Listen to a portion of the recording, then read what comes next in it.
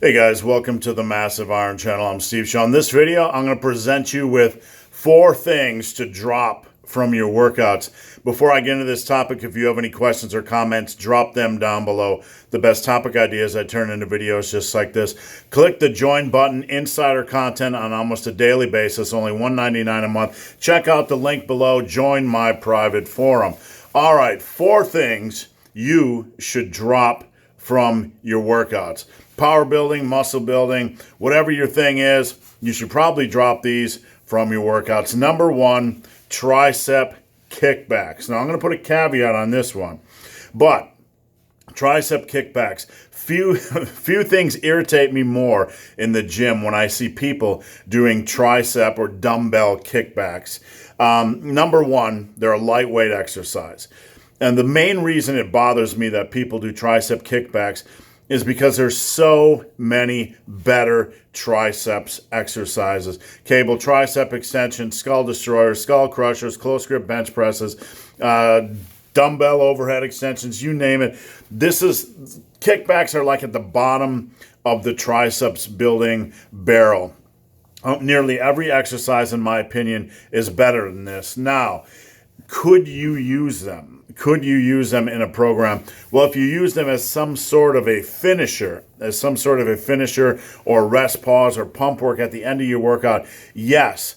But with that said, I still firmly believe it's not the best exercise choice, and you could use much better exercises even for that. Number 2, the second thing to drop from your workouts, front delt work. Now, this is probably going to trigger somebody, but look, and I've stated this before, if you look at a pool of advanced lifters or lifters that have been lifting for a very long period of time, you look at their front delts, generally their front delts are well developed and typically overdeveloped.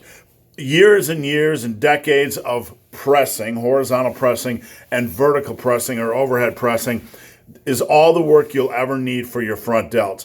Most people need the opposite, which is rear delt work, okay? And most people need to focus on bringing up their overhead pressing, attacking their overhead pressing to the same degree and with the same intensity they do their horizontal pressing. You do not need front delt work. Stop focusing on front delt work. If you're in this game for the long run, benching and overhead pressing are going to give you plenty of front delt work. All right, the third thing to drop, side bends. Side bends, yes, I admit I did these when I was a noob, when I was a inexperienced novice, but because we really didn't have any information on how to properly train the obliques. The best way to train the obliques is with torso rotation, not by crunching your obliques. Yes, when you look in the mirror and do this little crunching motion, you can see your obliques kind of crunching up or scrunching up. But the best way to train your obliques is with torso rotation, Athlete X made a video on this, and basically says basically the same thing, backs me up, and obviously he made this video before I made mine, so he's not backing me up, I'm backing him up, right?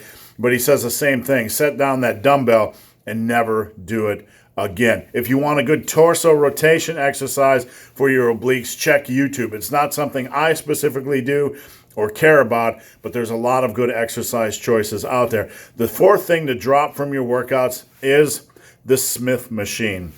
The Smith machine. What the Smith machine does is it forces you to press or to squat or to deadlift or whatever you're doing in an unnatural plane.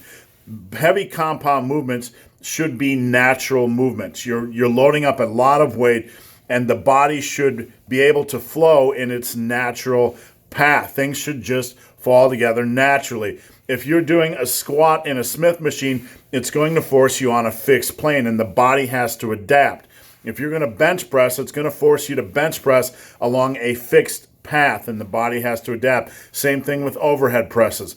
Beyond that, there's so many better exercise choices than Smith squats, Smith bench, Smith overhead presses or Smith whatever. There are some things you can do with the Smith machine. I won't lie. I've done single arm rows on the Smith machine. If you're in a gym that doesn't have big heavy dumbbells, you could probably get away with using that. But in general, if you're trying to mimic compound movements on a Smith machine, you need to absolutely kill it. All right, guys, if you have anything you feel should be dropped from a workout, put that down below. All right, guys, thanks for watching. Have a great day.